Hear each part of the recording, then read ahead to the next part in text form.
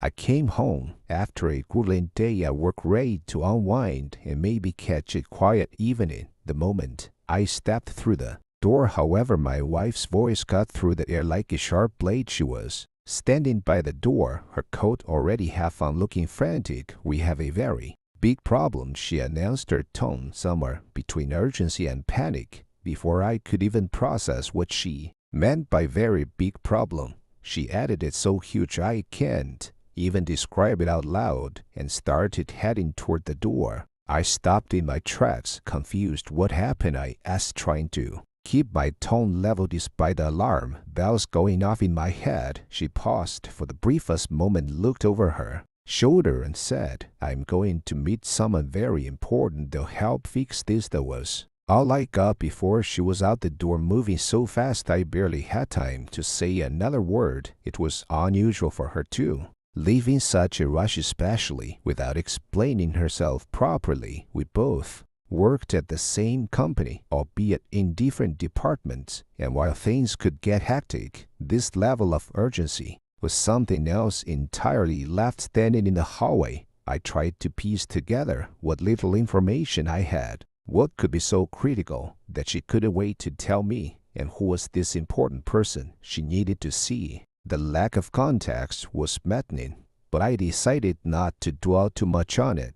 Maybe it was some work issue, something technical or managerial that didn't concern me directly. Still, I couldn't shake the feeling that there was more to this than she was letting on. Evening rolled around, and I heard her fumbling with the keys at the door. When she finally walked in, the smell of alcohol hit me before her words did. She was drunk, more so than I'd ever seen her in recent memory. She kicked off her shoes and stumbled into the living room, slurring, "I've got it. I figured it out." I raised an eyebrow, unsure if I should be relieved or more concerned. "Figured what out?" I asked, trying to keep my tone neutral. She flopped onto the couch, her head tipping back as she laughed. "The problem, the big one, is not just my problem, it's yours too," she said, pointing a slightly unsteady finger in my direction. I waited for her to elaborate, but instead she just grinned and added, "You like this solution?" "Trust me, that didn't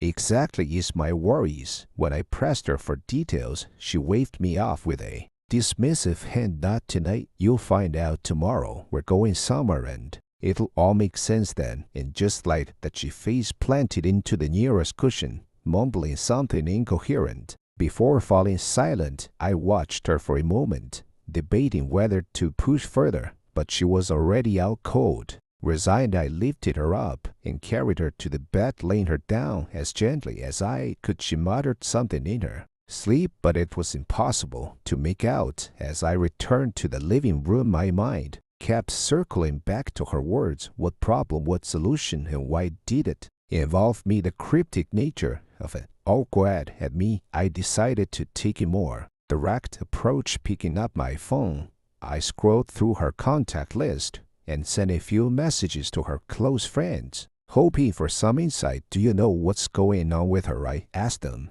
keeping my tone casual enough not to raise any alarms. One by one, the replies came in, and each one said the same thing. "Nothing." "I don't know what you mean." One of them said, "She hasn't mentioned anything," said another. The uniformed silence from her circle only deepened the mystery. By the time I put my phone down, I felt no closer to understanding what was happening. If anything, the lack of answers made things even more unsettling. Whatever this was, it wasn't ordinary, and yet I couldn't help but feel like I was being deliberately kept in the dark. Tomorrow couldn't come fast enough. The morning started abruptly when my wife shook me awake with an urgency I hadn't seen in a while. "Get up, we have to go." "Come on, hurry up," she said, already rummaging through the closet for something to wear. Still groggy, I rubbed my eyes and asked, "What's going on? Are you going to tell me what this is all about?" She shot back, "You'll find out soon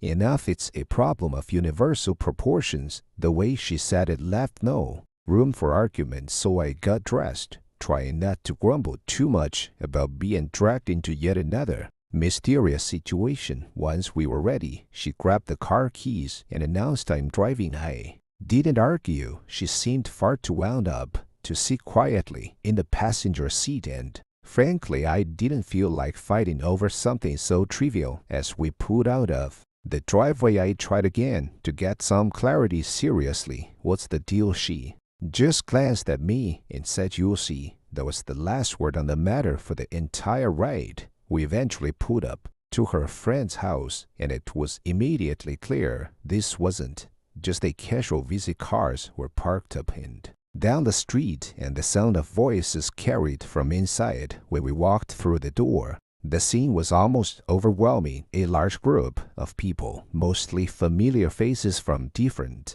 departments of our company, were gathered in animated discussion. It was like an impromptu conference. My wife ushered me to a quiet corner, but before I could ask anything, the room quieted as someone stepped forward to address the group. "We have a serious problem," the speaker began, and the room collectively leaned in to listen. I exchanged a glance with my wife, wondering what on earth could warrant this level of secrecy and urgency. They went on to explain that the problem was related to organizing a secret corporate party. Apparently, the idea was to create something exclusive for select employees, while leaving the rest of the office out of the loop. The more they talked, the more absurd it all sounded. Leaning closer to my wife, I muttered under my breath, "So this is what had you so worked up last night? You couldn't have just told me," she whispered back. "Just wait and listen." I sighed, deciding to reserve my judgment until the full story unfolded. As the brainstorming session continued, one suggestion made my blood run cold. The deputy head of a department, a man I'd always found a bit off-timed, and why not make it a swinger party throw? "In some intimate contests, keep it spicy," he said with a grin that made my skin crawl. What shocked me even more was that someone actually noted it down. I turned to my wife. "Incredulous, you've got to be kidding me," I said. She just sighed and whispered, "Hold on, this isn't the main point." The conversation shifted to logistics, and it became clear that my wife, this deputy, and a few others were being put in charge of the whole thing. The group later wrapped up the discussion with a toast, and alcohol began circulating as people loosened up. The deputy sidled up to my wife, speaking in a low tone I couldn't quite catch. Suspicious, I stepped closer. "What's this about?" I asked. He just smirked and said, "Nothing you need to worry about. You'll know soon enough," and walked away. I turned to my wife. My patience wearing thin. "This whole thing doesn't sit right with me, especially that swinger party nonsense. Have you all lost your minds?" She looked at me with a mix of frustration and resignation. "I'm not on board with it either," she said, "but I have to consider everyone's input. Don't worry, I'll make sure it doesn't happen." Her reassurance didn't do much to ease my concerns, but for now it would have to do. She grabbed her coat and said, "Let's go home." We drove home in near silence, the tension in the car thick enough to cut with a knife. I couldn't shake the unease that had settled in my chest after the bizarre meeting. My wife seemed preoccupied, staring out of the window as if deep in thought. Once we got home, she disappeared into the kitchen while I settled down in the living room, still processing everything. Before I could even begin to unwind, her phone rang. She picked up quickly, her tone changing to something more formal. It didn't take long to figure out who was on the other end of the line. It was that guy from the meeting the deputy had with his sleazy comments. Their conversation started casually, but soon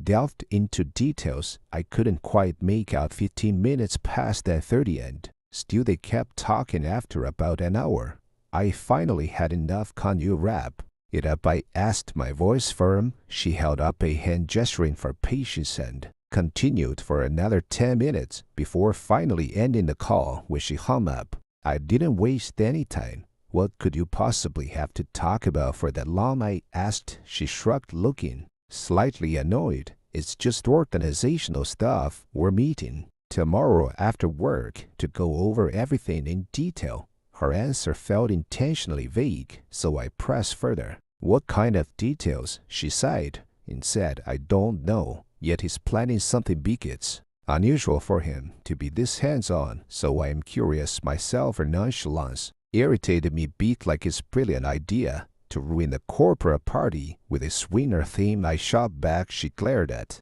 me, her patience clearly wearing things. Stop talking nonsense, she snapped. It's not like that. Her tone was sharp, but it didn't do much to reassure me. I decided to let it go, at least for now, but the whole thing still didn't sit right with me. She headed to bed shortly after, leaving me alone with my thoughts. This deputy head of hers was rubbing me the wrong way, and not just because of his crude comments. During the meeting, he had a reputation for inappropriate jokes and behavior that always seemed to toe the line but never quite crossed it, at least not publicly. It bothered me that my wife seemed so comfortable working with him, but I didn't want to come off as overly controlling. If it were up to me, she wouldn't be dealing with him at all. The fact that others from her team were also messaging her about this part didn't help. It wasn't just one suspicious person, it was a whole situation that felt off. But what could I do? If I insisted she step back, it would only create more tension between us. For now,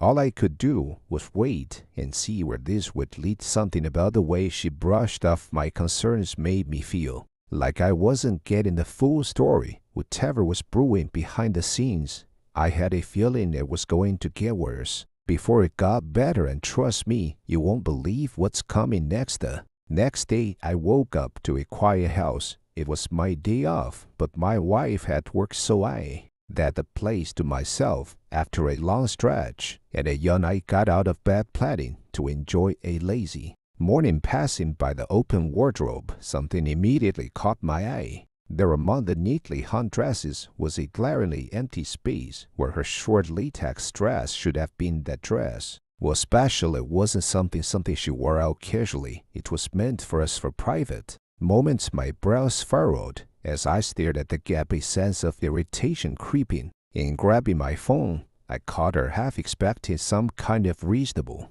explanation. She answered on the second ring, her voice brisk. Hey, what's up? She asked. What are you wearing today? I asked, cutting straight to the point. She hesitated for a split second before rushing me off. I'm handling some important things right now. I'll tell you later. That wasn't the answer I was looking for. Hanging up, I couldn't shake the thought of that dress being used for anything other than what it was intended for. The whole situation rubbed me the wrong way. The rest of the day dragged on uneventfully. I tried to distract myself with a show, but my mind kept wandering back to the empty spot in the wardrobe. The dress had no business being anywhere but here, and her evasiveness only added to my unease. Every time I glanced at my phone, I debated calling her again, but ultimately decided against it. The last thing I wanted was to start an argument over something that might have a simple explanation. Though I wasn't holding my breath, for one evening came and I heard her key in the door. She walked in looking tired, but otherwise unbothered. I decided not to wait. Where's the dress? I asked, keeping my tone steady. She paused, looking slightly cut off. Arda replied, oh, that a friend asked to borrow. With her casual tone only fueled my irritation. Which friend and why? I pressed. She waved her hand dismissively. It's not a big deal. She needed it for something, and I said, okay. That answer didn't sit well with me. You could have told me, I said, trying to keep my frustration in check. She shrugged, brushing past me toward the kitchen. It's just a dress, don't make it into a thing, she said. But it wasn't just a dress. Not to me. The fact that she hadn't even mentioned it until I confronted her made it feel like she was deliberately hiding something. Still, I let it drop for the moment, deciding to see if she'd offer any more details on her own later. That evening, as we Saturday together, I tried steering, bring the conversation back to her day. So what's going on with this party planning? I asked. She sighed, looking genuinely worried. There's just so much to deal with. This was just one meeting. There's going to be more. Honestly, I'm so over it. Her tone had a sharp edge to it, and I could tell she